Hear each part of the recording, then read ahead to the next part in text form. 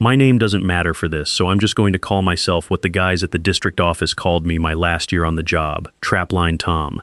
Not because I ran a trapline, because of what happened on one in October of 2019, up in the Bitterroot National Forest, Sula Ranger District, about 9 miles east of the Idaho border on the Montana side. If you want to check that I worked there, you can. Forest Service employment records are public information under a FOIA request, and I'd bet money my name still shows up on a roster from that season. GS5, Wildlife Technician, Seasonal. What you won't find is what happened on October the 9th, because that part never got written down anywhere except in my head. And now, finally, here. If stories like this leave you questioning what's really out there, subscribe and turn on notifications. More chilling stories are on the way, and this is only the beginning. I'd been doing trapline checks for 6 weeks by then. Most of it was nothing you'd want to hear about. We had a research partnership running with a state agency doing a wolverine survey, live cage traps mostly, some leg hold sets on the predator control side, for a separate study tracking mountain lion dispersal after a depredation complaint near Painted Rocks Reservoir. I want to be specific about that because people who don't know the West assume all trapping out here is illegal or some throwback thing. It's not. Montana issues research and damage control trapping permits through fish, wildlife, and parks, and a Forest Service tech like me would run the line under a cooperative agreement, checking traps every 24 hours like the law requires, which is the only reason any of this happened the way it did. If those traps had sat 2 or 3 days like some unmonitored line on private land, I wouldn't be telling you this story. There wouldn't be anyone left to tell it. The trap in question was set off an old logging spur, FS Road 5631, which doesn't get plowed past Labor Day and turns into about 4 miles of washboard and deadfall by the time you're walking it in October. Elevation up there's around 6,800 feet, give 100 feet either way, just below where the lodgepole gives out to subalpine fir. I remember the morning because it had snowed about 2 inches overnight, the first real snow of the season, and the temperature at first light was sitting at 19 degrees Fahrenheit on the truck thermometer. Cold enough that everything cracks when you walk on it, cold enough that sound carries wrong, flatter, closer than it should. I was running the line alone that day. My partner, a guy named Derek Aldis, had rolled his ankle 2 days before stepping wrong off a culvert, and the district was short-staffed enough that nobody doubled me up. That's a detail that matters later, because for 30 years afterward I've had exactly nobody who can confirm a single word of what I'm about to tell you.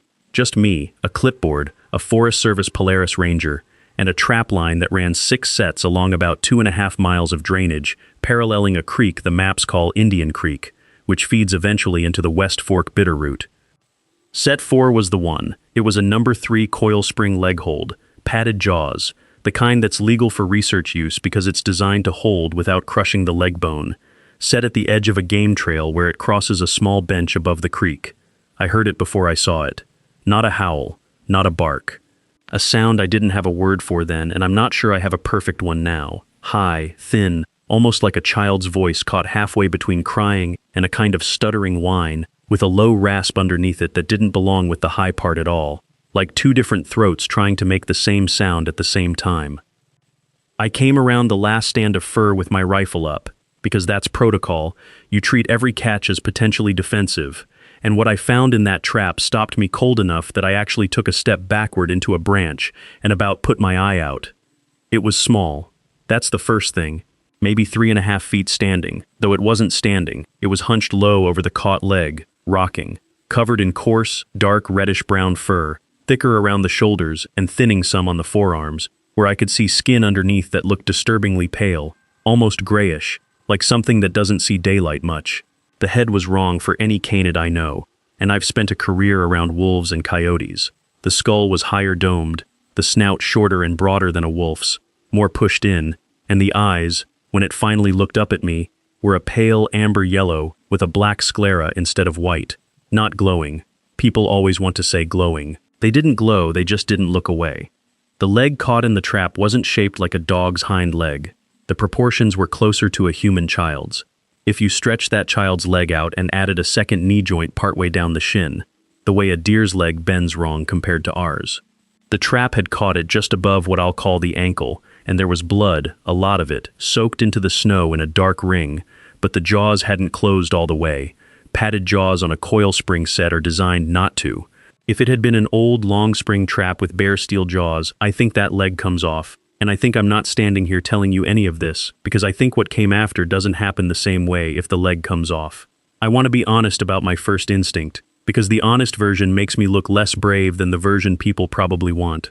My first instinct was to back away slowly and drive back to the station and let somebody with more authority than a GS5 seasonal figure out what in God's name to do about a juvenile cryptid caught in a research trap.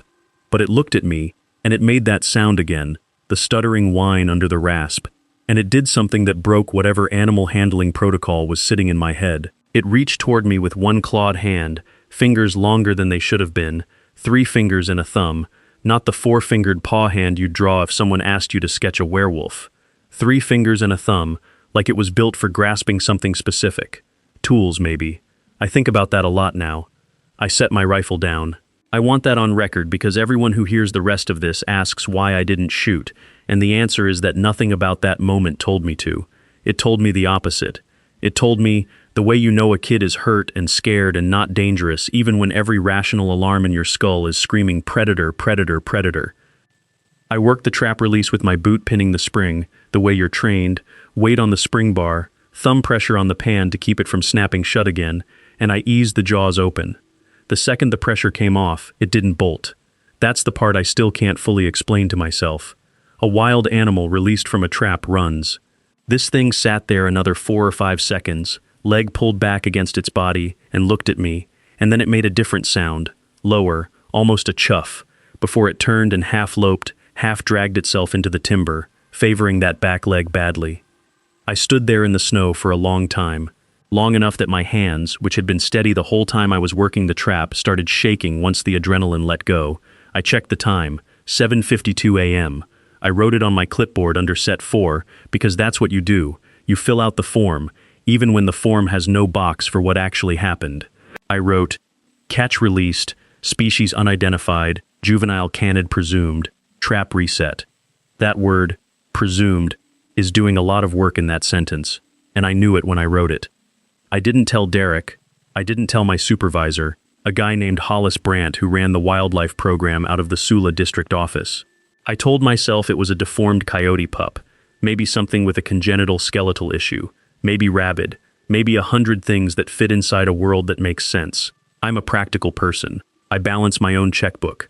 I've never believed in anything I couldn't put my hands on, so I did what practical people do when something doesn't fit. I filed it away and finished my shift and drove the 40 minutes back down to where I was renting a cabin off Highway 93 near the little unincorporated cluster of buildings at Sula proper, population somewhere south of 200 depending who you ask and when. I should say something about Hollis here because he matters later in a small but specific way. He'd run that district's wildlife program for almost 2 decades by the time I worked under him, and he had a reputation in the office, half joking, half not, for being a guy who'd seen everything the Bitterroot had to throw at a person and had stopped being surprised by any of it sometime around the second Clinton administration. About 4 months into my season, after the worst of the Porch deliveries had started but before I'd seen anything close up, I came into the district office one morning looking, by Derek's account later, like I hadn't slept in 2 days, which was accurate. Hollis pulled me aside in the equipment room, away from the rest of the crew, and asked me, point blank, whether I'd seen something I needed to talk about. Not whether something was wrong, whether I'd seen something. The specificity of that question still sits with me. I told him no, I was just having trouble sleeping, stress from the season. He looked at me for a long moment, the kind of look that tells you the person across from you knows you're lying and has decided not to push. And he said, "This district's been here a long time, longer than the Forest Service has run it. Some things up these drainages don't show up on the wildlife surveys, and that's by design, not by accident. You don't have to tell me anything. Just don't go writing things into the official log that'll get you a psyche val instead of a paycheck." Then he went back to checking inventory like nothing had happened, and we never spoke of it again directly, though I caught him looking at me sideways more than once over the following months, in a way that told me he already had his own theory about what I wasn't saying.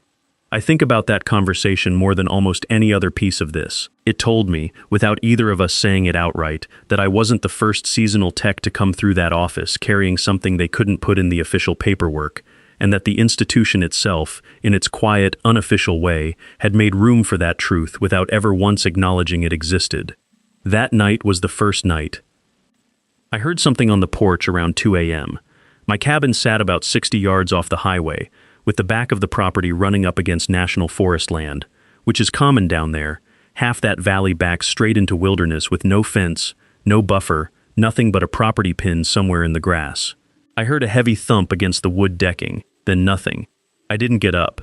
I told myself it was a deer carcass dragged by a mountain lion, which does happen. Lions will cache kills under porches and outbuildings sometimes, if the scent of a den or shelter draws them. That part's documented behavior. You can look it up.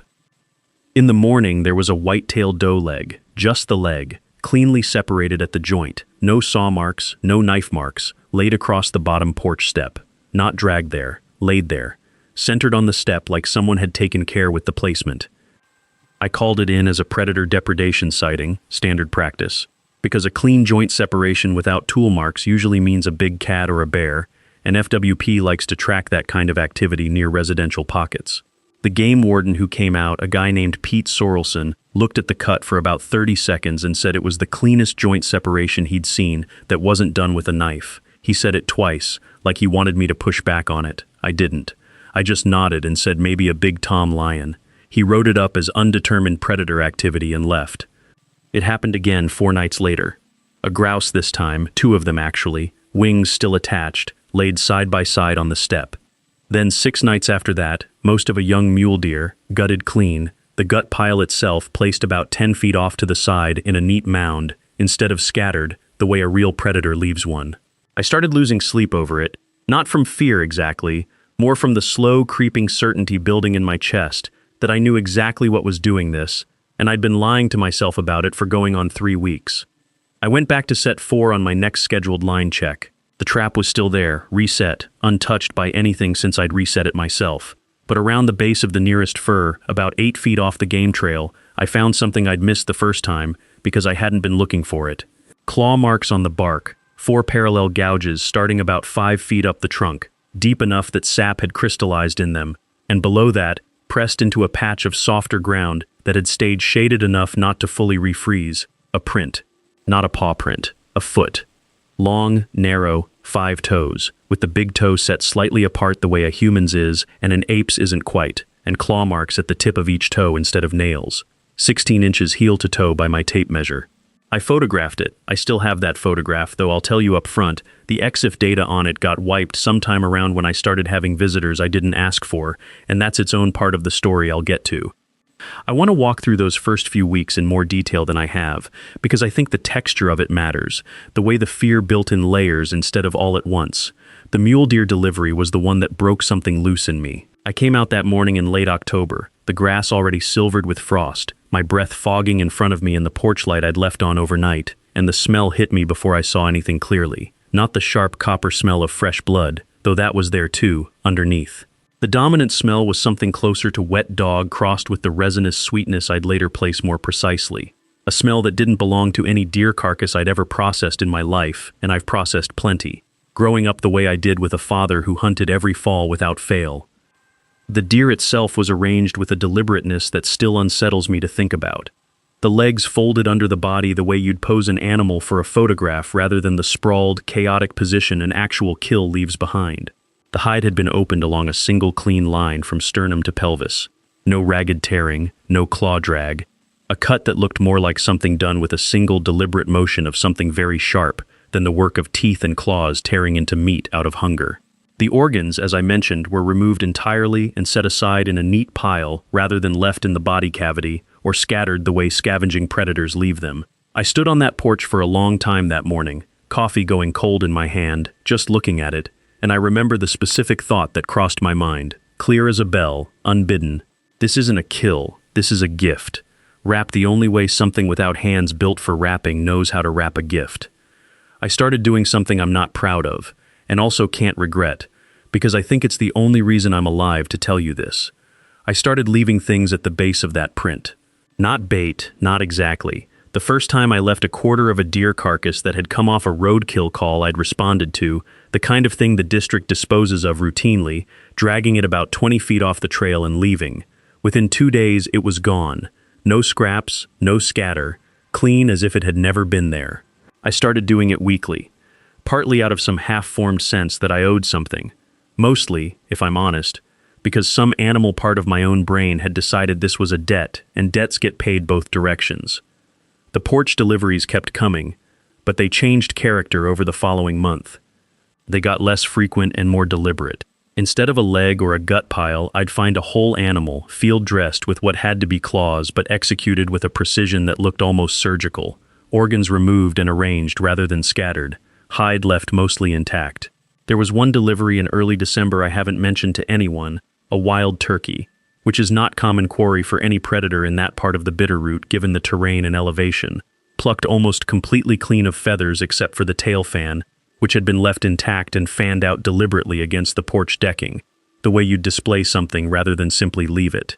I stood looking at that turkey for a long time, the cold soaking up through my socks because I'd come out without boots on, too startled by the porch light catching all those copper and bronze tail feathers spread wide in the dark, and I understood, with a clarity I hadn't had before that moment, that whatever was doing this had started paying attention not just to what I needed, but to what might please me, the way you learn a person's taste over time instead of just feeding them. I started to understand, slowly, in the way you understand something true that you don't want to be true, that this wasn't random predator behavior, and it wasn't territorial marking either. It was provisioning, the kind of thing you do for someone you've decided is yours to take care of. I'm going to pause here for a second because I want to lay out what I think this is, based on what I learned over the following 2 years, before I tell you what happened the night I actually saw one of the adults close enough to describe properly. I'd read, before any of this, the way most people have, scattered references online to something called a dogman, mostly Midwest sightings, Michigan, Wisconsin, a famous run of reports out of the northern Lower Peninsula in the 90s that got the whole modern wave of interest started. What I didn't know until later, until I went looking, is how old the description actually is if you trace it back past internet forums. There's a passage in the book of Enoch, which most people only know as a footnote in the Bible's book of Jude, that describes offspring of the Watchers, fallen heavenly beings and human women, called the Nephilim, and a related class of beings the text calls giants, who, after their bodies were destroyed, became wandering spirits described as taking the form of beasts that prey upon the earth. Enoch chapter 15 describes them explicitly as spirits that have gone forth from the body, evil spirits, and chapter 16 has them roaming, corrupting, and causing destruction without eating, restless and afflicting. It's not a one-to-one match for what I saw. I want to be careful here and not overclaim. The Enochian text is an apocalyptic religious document, not a field guide. But the shape of the idea, hybrid beings, part something divine or unnatural, part animal, part human, dwelling at the edge of human settlement and crossing over into it, that idea is not new. It's one of the oldest fears written down in any tradition. Plenty of researchers who take dogman sightings seriously point to the same overlap, including comparisons to the Watchers narrative and to older Mesopotamian guardian spirit imagery, the Lamassu and the Shedu, hybrid creatures meant to stand between civilization and wilderness. I'm not a theologian, and I'm not telling you what to believe about any of that. I'm telling you it gave me a framework, finally, for organizing what I'd been seeing, because up until I read that, I didn't have one. I want to go a little further into this, because I spent a lot of long winter nights with nothing to do but read once I'd accepted I wasn't going to sleep through the night anymore, and I think it's worth laying out clearly instead of gesturing at it. The Book of Enoch isn't part of the standard Protestant or Catholic biblical canon. That's worth saying plainly so nobody thinks I'm claiming some hidden scripture nobody's heard of. It's considered canonical scripture in the Ethiopian Orthodox Tewahedo Church specifically, and the version most scholars work from, the Ethiopic Enoch, sometimes called First Enoch, survived complete only in Ge'ez manuscripts preserved in Ethiopia after largely falling out of circulation elsewhere following the early centuries of the Church. Fragments in Aramaic turned up among the Dead Sea Scrolls at Qumran in the late 1940s and 50s, which confirmed the text was circulating among Jewish communities well before the 1st century, old enough that the author of the New Testament book of Jude quotes it directly, attributing a prophecy to Enoch by name, which is the only reason most casual Bible readers have ever heard of the text at all. What struck me, reading it that first winter after the encounter, wasn't really the giants themselves. The Nephilim get most of the popular attention because they're framed as a kind of ancient warning about forbidden mixing between heavenly and earthly. What struck me was a smaller detail, easy to miss if you're skimming for monsters. The text describes the Watchers themselves, the angels who descended, as teaching forbidden knowledge to humanity before their fall, metallurgy, weapons making, cosmetics, astrology, depending on which watcher you're reading about. There's an idea embedded in there that the line between the divine and the monstrous isn't really about appearance or even violence. It's about transgression, about something that was supposed to stay in one category crossing into another, and the offspring of that crossing being neither one thing nor the other, caught permanently between. I don't know if that's what I was looking at on Indian Creek. I'm not equipped to make that judgment with any real confidence. But the framework fit better than anything secular biology offered me. And once I had a frame that fit, the fear got a little more manageable, because at least then it had a shape, instead of just being a hole in my understanding of the world that kept getting bigger every time something else happened. What I saw close up, on the night of January the 6th the following year, gave me a lot more than a framework. It gave me something I still see when I close my eyes. I want to set the scene accurately because accuracy is the only thing I've got left to offer you. It was 9 degrees Fahrenheit that night, clear sky, 3/4 moon, enough light reflecting off 6 inches of fresh snow that you could see almost as well as dusk. I'd gone out onto the porch around 11 p.m. because I'd heard the telltale heavy thump of a delivery, and, for the first time in 3 months of this, I didn't go back to bed. I sat down in the porch chair with a thermos of coffee and a flashlight I didn't turn on, and I waited. The waiting itself deserves some description, because it was its own kind of ordeal. 9 degrees with a light breeze coming down off the bench above the property put the wind chill somewhere in the low single digits, and I dressed for it, insulated coveralls over my work clothes, but an hour and a half of sitting still in that kind of cold finds every gap in your gear eventually. My feet went numb first, then the tips of my fingers despite the gloves, and somewhere around midnight I started questioning whether this was the stupidest decision I'd made all season, sitting alone in the dark waiting for something I'd spent 3 months trying to convince myself wasn't real. The forest behind the property was dead silent, in a way that Montana forests usually aren't even in deep winter. No owl calls, no wind moving through the lodgepole, nothing but the occasional creak of cold, stiffened branches settling. It came up out of the tree line at the back of the property at almost exactly midnight, and it did not come the way an animal moves, low and fast and committed to cover. It came the way a person walks when they know exactly where they're going and aren't worried about being seen. Upright. Maybe 7 feet at the shoulder, head adding another 6 or 8 inches above that. Reddish-brown fur, darker than the juveniles had been, almost black across the shoulders, and lightening toward a tawny color on the lower legs. The chest was deep, barrel-shaped, the kind of chest you'd expect on something that needed serious lung capacity, and the arms hung longer than human proportion would put them, ending in those same 3-fingered, clawed hands. It stopped about 30 feet from the porch and looked at me. The eyes caught the moonlight the way a deer's or a cat's do, that tapetum lucidum shine, pale gold green in that light, though I'd seen amber in daylight conditions on a trail camera I'll get to. It didn't growl, it didn't make any sound at all for almost a full minute, and in that minute I had time to notice the smell carried on the cold air toward me, which I want to describe precisely because I think this detail matters more than people expect. It wasn't a foul smell exactly. It was musky, yes, heavy, like wet fur, but underneath that was something sweeter, almost resinous, like pine pitch mixed with the smell you get off a wood stove that's been burning fir instead of cured hardwood. Not unpleasant. Wrong, somehow, for a wild animal, too complex, too layered, the way a person's cologne is layered, instead of a single animal musk note. Then it did the thing I think about more than anything else from that whole period. It dipped its head, once, slow and deliberate, the same kind of motion you'd make returning a nod, and it turned and walked back into the timber without hurrying. I sat on that porch until the sun came up. I didn't sleep again for 2 days straight. I kept replaying that single dip of the head, trying to decide if I was reading meaning into emotion that didn't have any, the way people do with their dogs all the time, assigning human gestures to animal bodies because it's easier than sitting with the uncertainty. But I'd worked around real wild animals my whole career by then, deer, elk, bear, the occasional wolf, and none of them had ever moved like that, with that kind of intention behind a single small motion. I knew the difference, I just didn't want to.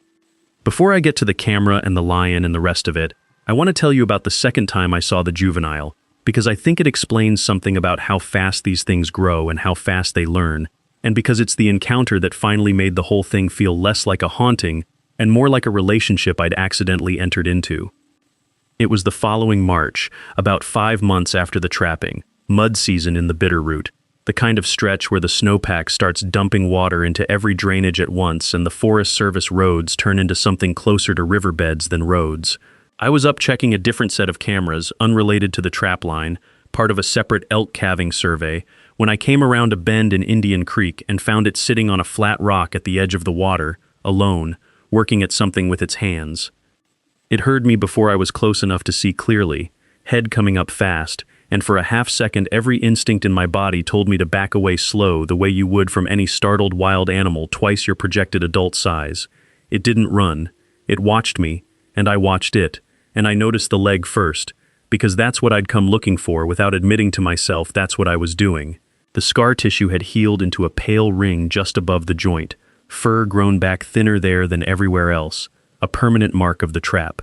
It was bigger by then, close to 5 feet I'd estimate, the awkward gangly proportions of something mid-growth, limbs slightly too long for the body the way a teenager's are.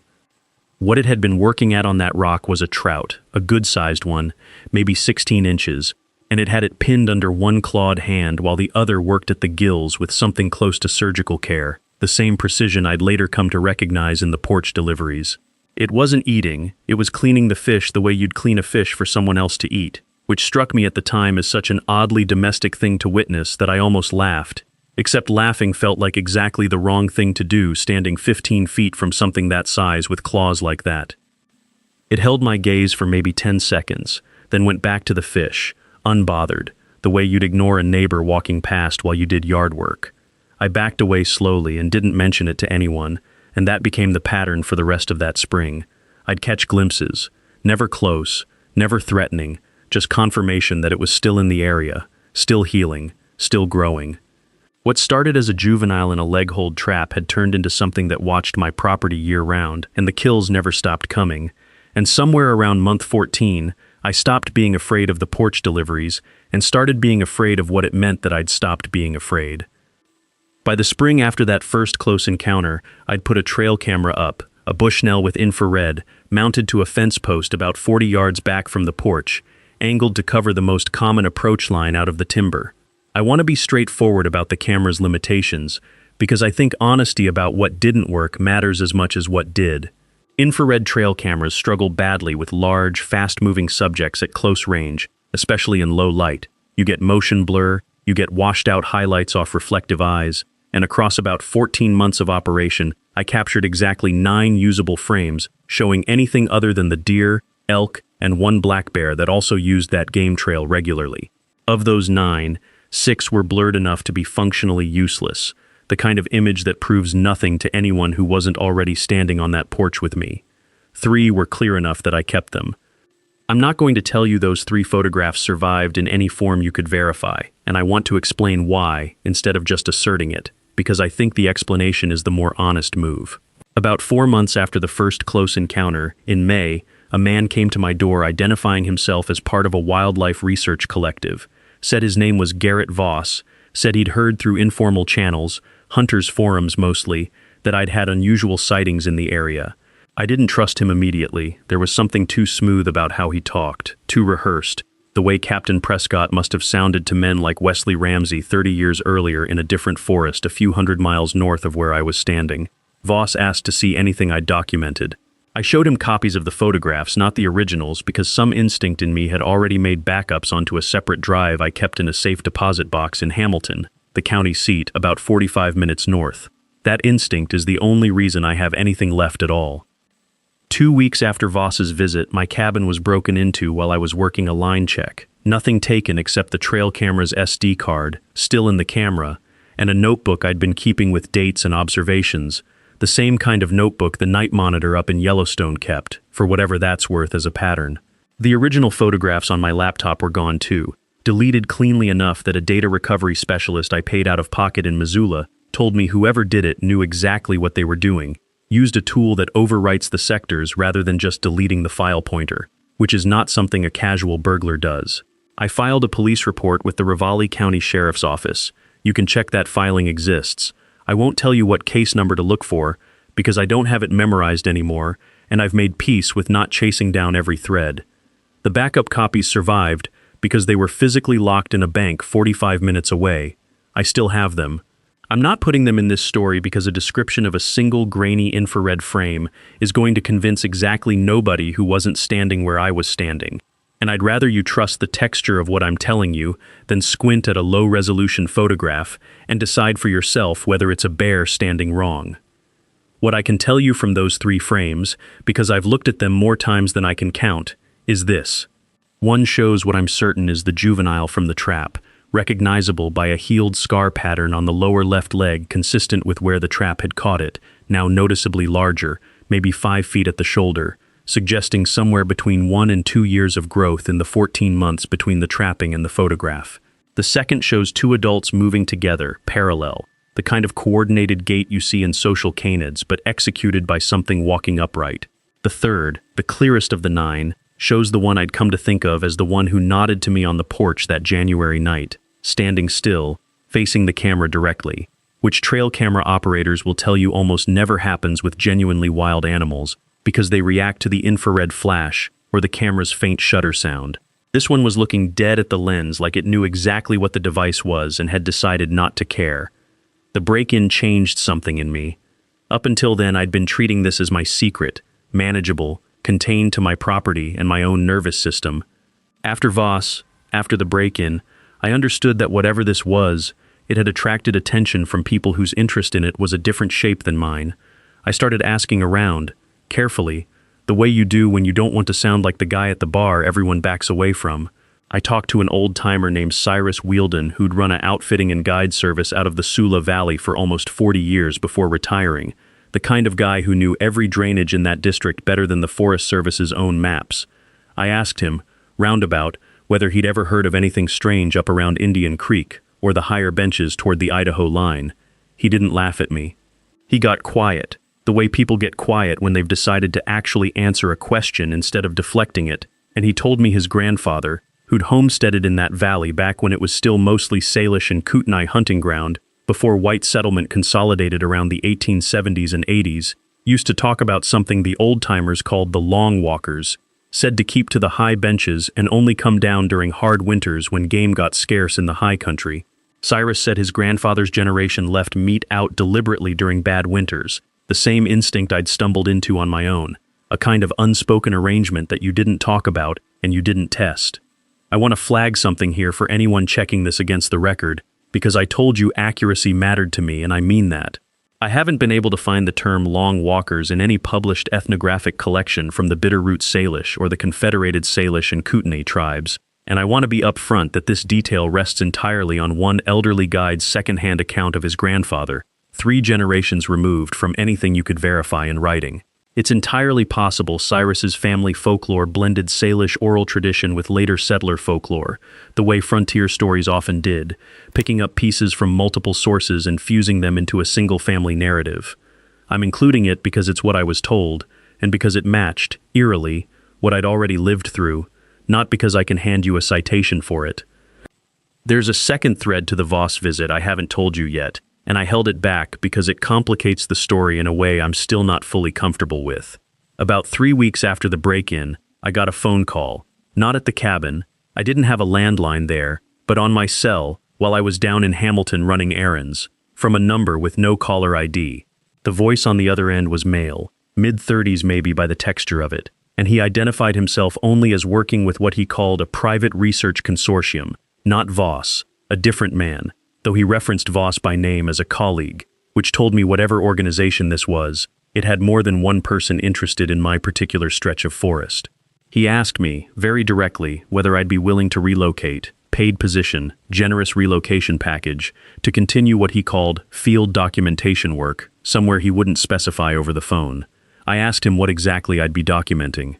He paused long enough that I knew he was deciding how much to say, and then he told me, flat out, no hedging, that they were aware of a pattern of cryptid activity correlating with my residence, and that they had reason to believe I'd established what he called a provisioning relationship, his exact words, with a population they'd been trying to study for years without success.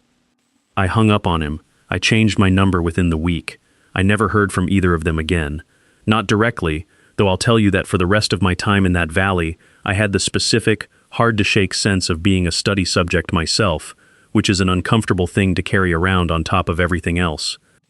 I mentioned this to exactly one other person at the time, a fellow seasonal tech named Marcy Holbrook who worked the recreation side of the district, trail maintenance and campground inspections, not wildlife, so she had no professional reason to be skeptical or invested either way. I told her in pieces, over a couple of beers at the one bar in Sula that stays open year-round, never the whole story, just enough to gauge whether I sounded insane saying it out loud. She didn't laugh at me either. She told me she'd had her own moment the previous autumn, driving back from a campground closure up near Hannon Gulch after dark, when something crossed the road ahead of her headlights at a height and gait that made her pull over and just sit there with the doors locked for 10 minutes before she could make herself keep driving. She'd never reported it.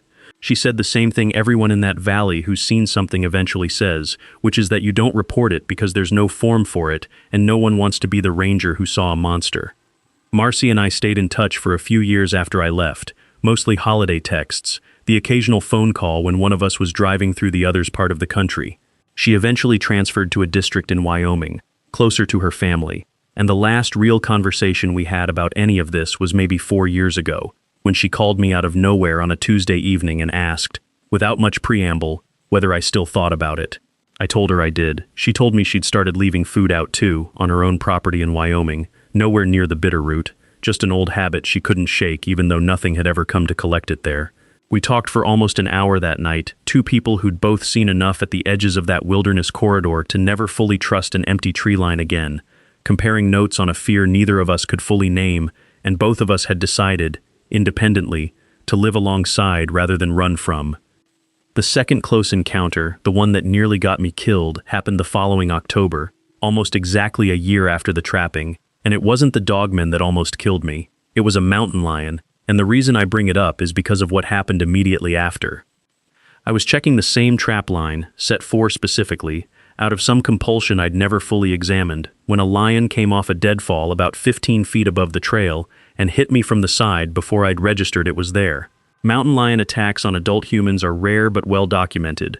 Montana FWP logs them. The behavior pattern is consistent. Ambush from elevated cover. Bite aimed at the back of the neck or skull. This one caught my shoulder instead of my neck because I'd turned at the last half second, some peripheral motion registering just in time, and the claws opened my shoulder and upper arm down to muscle in 3 parallel gashes I still carry the scars from. I went down. I remember the weight of it on my back, the smell of its breath, hot and rank with old meat, and I remember genuinely believing, with total clarity, that I was about to die on a logging spur 9 miles from cell service with nobody scheduled to check on me for another 6 hours.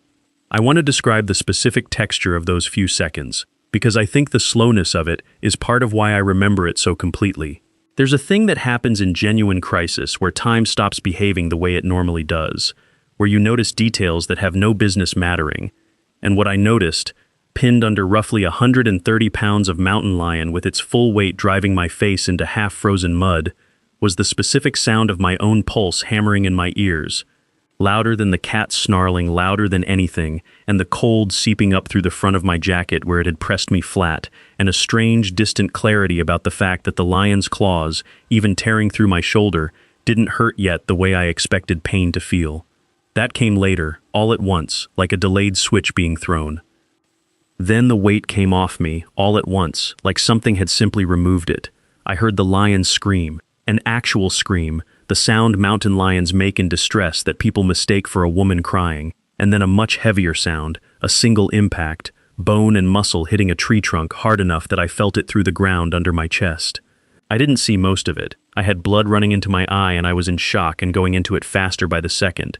What I saw, in pieces, fragments, was a shape standing over me, taller than the lion had any business being afraid of, and the lion's body about 12 feet away, against the base of a fir, not moving.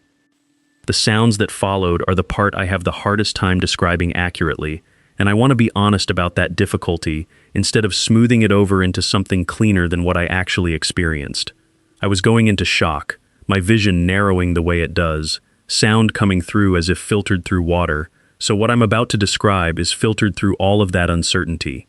I heard breathing close to my head, the same deep, resonant quality I'd noticed on the porch in January, slower this time, almost rhythmic, like something deliberately controlling its own breath, the way you would to stay calm while doing something delicate. I felt pressure on my shoulder, not painful, careful, and a texture against the wound that wasn't gauze and wasn't a hand exactly either, something fibrous being pressed and held. I lost consciousness for some period I can't precisely measure, and when awareness came back, I was alone. The lion's body was gone entirely, no drag marks, and something, had packed the wound on my shoulder with a wad of moss and inner bark, pressed tight and bound with what I later identified as strips, torn from my own jacket lining. I want to be clear that I am not a wilderness medicine instructor and I can't certify that this was textbook field treatment, but it worked. The bleeding had slowed to a trickle by the time I came to, and I was able to walk, badly, stumbling, the 1.5 miles back to the Polaris, and drive myself out to where I finally got a cell signal and called it in as a mountain lion attack, which it was, technically, even if the full story was a great deal stranger. The hospital report exists. St. Patrick Hospital in Missoula, October of that year, 3 parallel laceration wounds consistent with large feline claw marks, treated, documented, a matter of public adjacent record if you knew how to request it. Though I'd be surprised if the chart notes anything about moss packing, because by the time the EMTs got to me, the wound had already been cleaned and redressed at the trailhead by a different ranger who responded to my call, and who, God bless him, never once questioned why a fresh mountain lion mauling was already partially field-dressed when he arrived. People don't ask questions when the answer in front of them looks competent. They just assume someone else already handled it. I should say, for anyone who knows enough about wilderness medicine to push back on this part of the account, that the responding ranger, a younger guy named Casey Mortensen who'd only transferred to the district that spring, did mention to me afterward, almost in passing while we waited for the ambulance to navigate the last rough stretch of road, that the packing material looked old style, his words, like something out of a frontier first aid manual, rather than anything taught in current wilderness first responder courses. He didn't push the point. I didn't offer an explanation. We both let it sit there between us, unexamined, the way a lot of things in that valley got left unexamined if you wanted to keep functioning day to day. I left the Forest Service 8 months later. Officially, it was for a private sector wildlife consulting position in Idaho, and that part is true. I did take that job. You could find the LinkedIn history if you went looking, though I left that position too after about 2 years, for reasons that have nothing to do with any of this.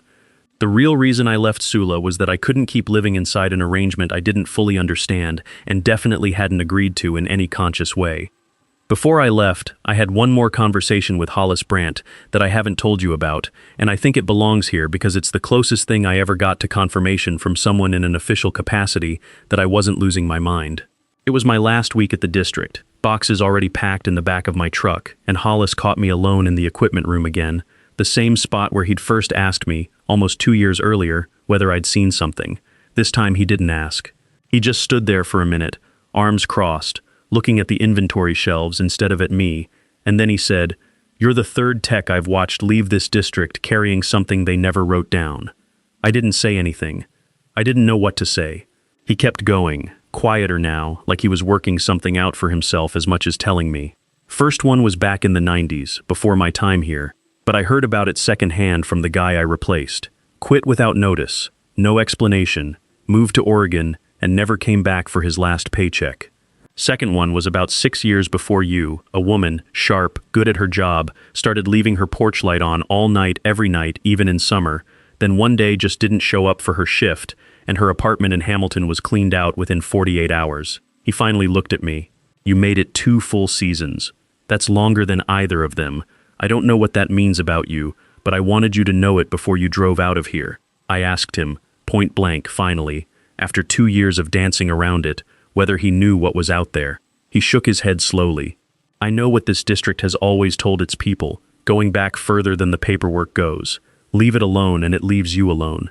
Beyond that, I've made it 40 years up here by not asking the kind of question you're asking me right now." Then he shook my hand, told me to drive safe, and that was it. I never spoke to him again, though I heard through a former colleague a few years back that he'd finally retired, moved somewhere out of state, and that the position he'd held for 2 decades went unfilled for almost a year afterward, because the district couldn't find anyone willing to take a supervisory wildlife role in that particular valley once word got around about the turnover rate. The deliveries never stopped the whole time I lived there. I counted, eventually, out of the same compulsive need for data that made me keep that notebook in the first place. Across 2 years, I logged 61 individual deliveries, ranging from a single grouse to, on one occasion in February of the second year, what I'm fairly confident was an entire elk calf, which given winter scarcity, represents a genuinely significant caloric sacrifice on the part of whatever was providing it. I think about why a lot.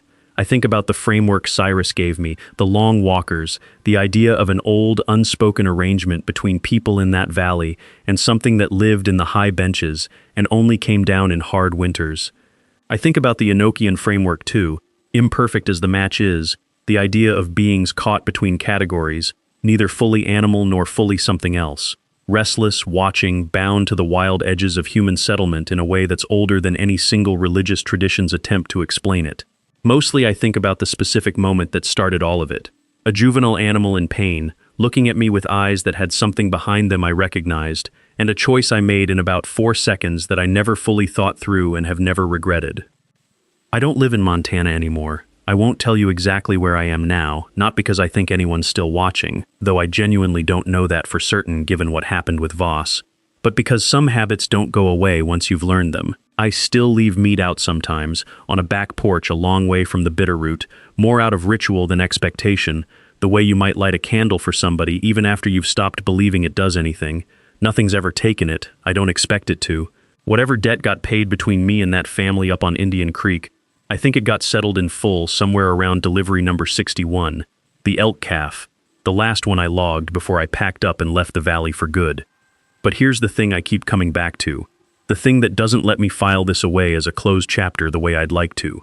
Cyrus Wheeldon died 2 winters after I left, natural causes, he was well into his 80s, and at his memorial, which I drove back up for, his daughter mentioned, almost in passing, that her father had told her something near the end he'd never told anyone else in the family. He said the long walkers didn't stay in one valley their whole lives. He said the old stories had them moving, sometimes, between drainages, between ranges, following game, following people who'd earned something he didn't have a clean word for either, the same way I never found a clean word for what I owed.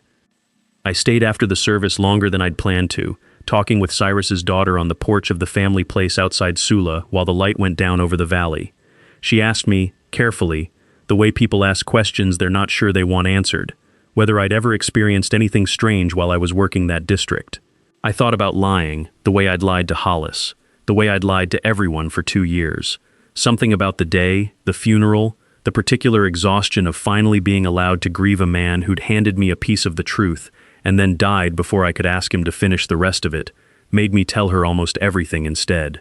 She listened without interrupting, and when I finished she didn't look surprised the way I expected. She told me her father used to disappear for a day or two at a time every autumn, no explanation, and her mother had stopped asking decades before either of them were born.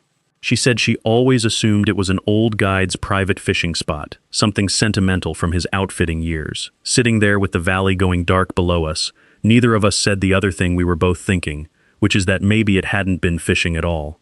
Maybe Cyrus had been doing exactly what I'd ended up doing on my own porch, keeping an old appointment nobody else in the family knew existed, paying down whatever debt his grandfather had started a century before either of us was born. I don't know if that's true. I don't know if any one part of this is provable in the way you'd want. Sitting wherever you're sitting, deciding what to believe about a guy who used to check traps for the Forest Service and now won't tell you his real name. What I know is what I felt on that porch in January, the cold air, the moonlight on 6 inches of fresh snow, and something 7 feet tall dipping its head to me like a person returning a courtesy.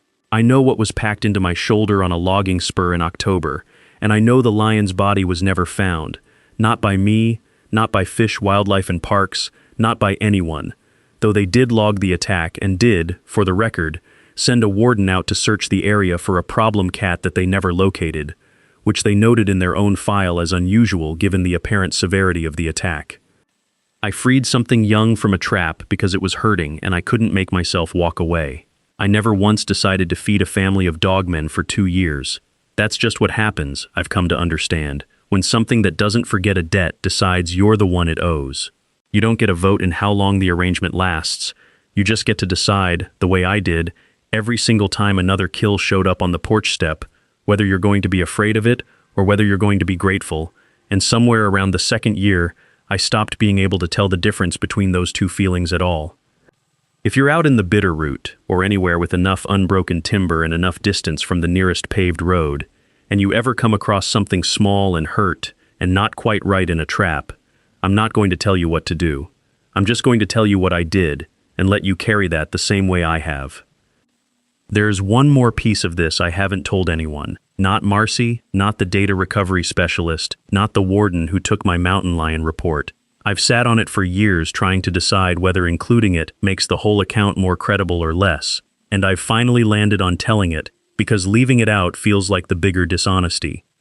About 6 years after I left Montana, settled into the consulting job in Idaho I mentioned, I was doing a contract survey for a private timber company up in the Clearwater drainage, nowhere near the Bitterroot, a different state entirely, different mountain range, different watershed feeding a different river system.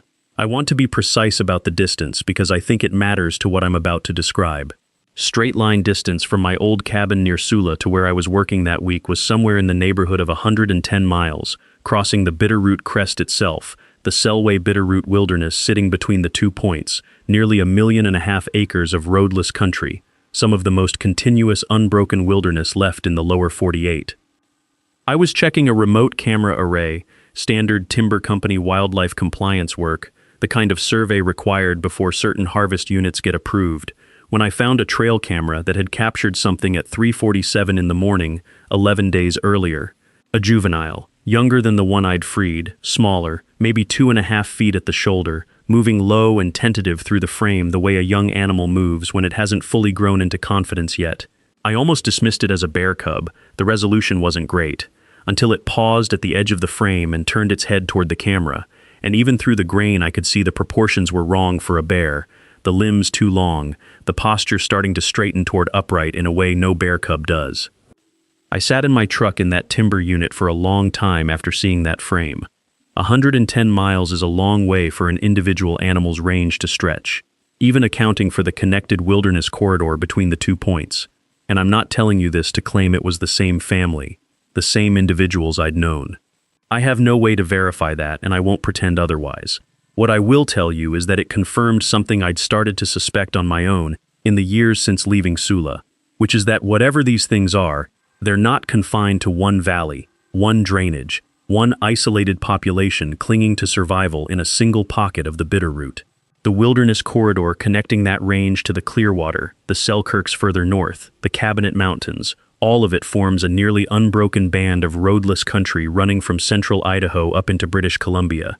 And if something intelligent and adaptable enough to provision a human family in exchange for a kindness has the run of that whole corridor, then the scope of what I witnessed is a great deal larger than my own backyard. I never reported the camera frame to the timber company.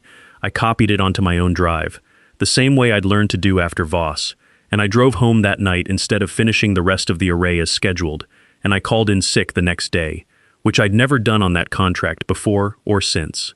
I needed a day to just sit with it. There's a daylight sighting I haven't told you about yet, and I've held it back because it's the one piece of this that complicates everything I thought I understood about how these things organize themselves, and I wanted to lay the rest of the groundwork first so it would make sense. It happened in the 2nd August I was at Sula, a little less than a year after the trapping.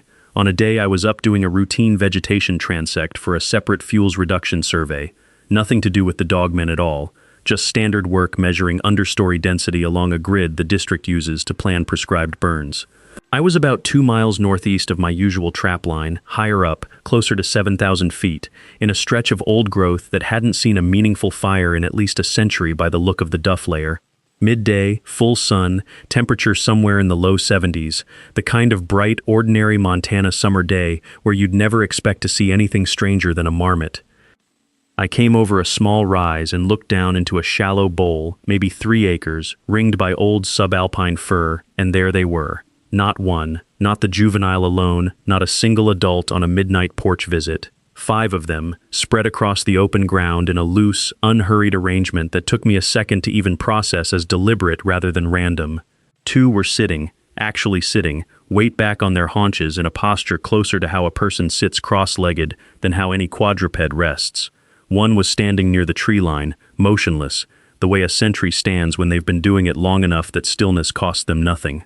The juvenile, larger now, maybe 6 feet, was lying on its side in a patch of sun, and the fifth, the one I recognized from the porch, the one who dipped its head to me in January, was crouched near the center doing something with its hands to a pile of bark and dried grass that I couldn't make sense of from that distance. I dropped to a crouch immediately, instinct from a career spent not spooking wildlife, and watched through my binoculars for almost 20 minutes before any of them so much as glanced toward my position. What I saw in that 20 minutes told me more about what these things actually are than anything else over the entire 2 years. They communicated, not howling, not the kind of vocalization I'd heard at night. Soft, almost subvocal sounds, closer to a series of grunts and clicks than anything canine, passed between the standing sentry and the one crouched at the center, a back-and-forth rhythm that had the unmistakable shape of conversation, question and response, even though I couldn't begin to guess at content. At one point, the juvenile rolled onto its stomach and made a high, short sound, and the one near the center paused what it was doing and looked over, and there was something in the posture, the way the head tilted, that read as unmistakably parental, the universal body language of an adult checking on a kid who's made a noise that could mean nothing or could mean something.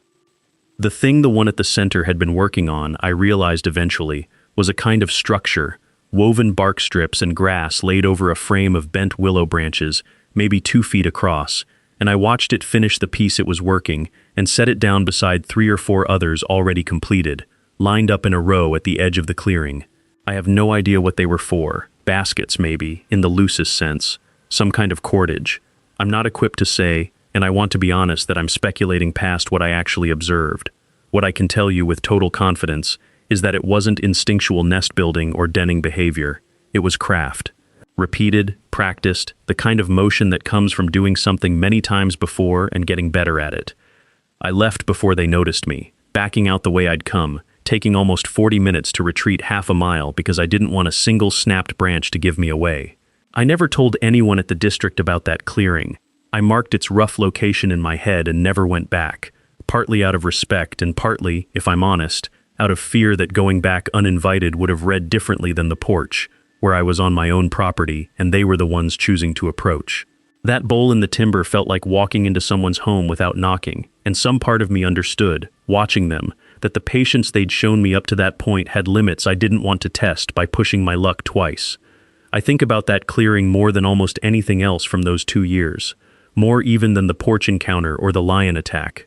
The porch told me they were capable of gratitude. The clearing told me they had a society, 5 individuals at minimum in a family group, possibly more I never saw, with division of labor, parental behavior, and some kind of material culture I didn't have a category for. Whatever the Forest Service personnel records meant by no forwarding address for 9 names spanning 5 decades at a tower 3 states north.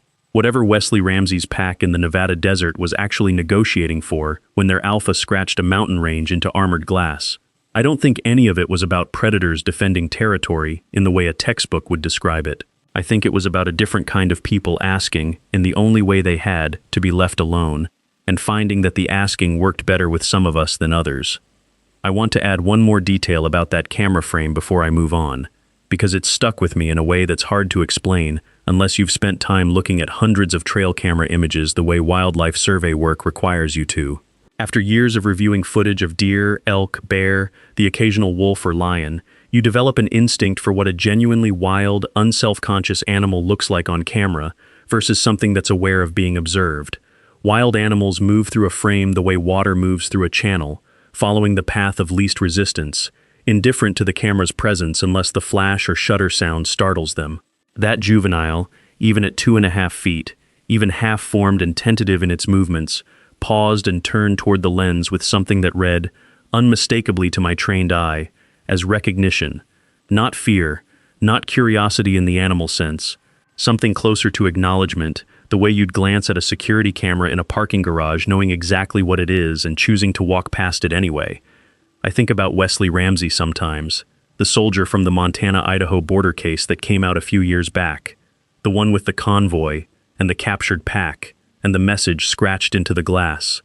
I never met the man, and I have no way of confirming his story any more than you have a way of confirming mine, but something about the shape of what he described, an intelligence that chose restraint, that drew a boundary and then waited 30 years to see if it would be respected, sits close enough to my own experience that I don't think it's coincidence we're describing creatures from the same general stretch of mountains, telling fundamentally the same kind of story.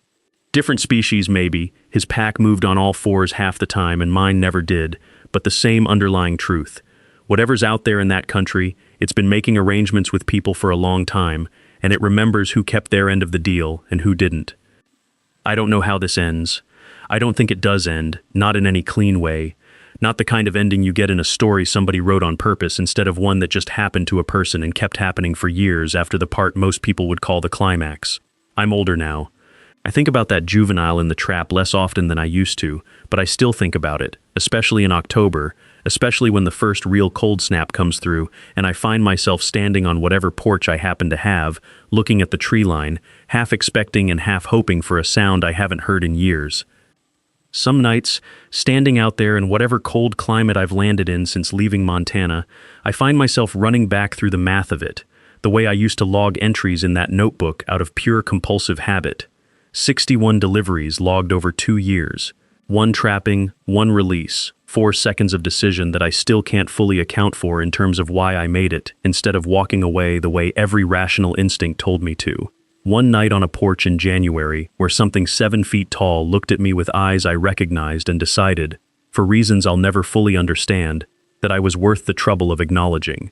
I don't know what any of that adds up to in the end. I just know it adds up to something, and that something has shaped the rest of my life in ways I'm still discovering, years later, standing on a different porch, in a different state, listening to a different tree line for a sound that, so far, hasn't come.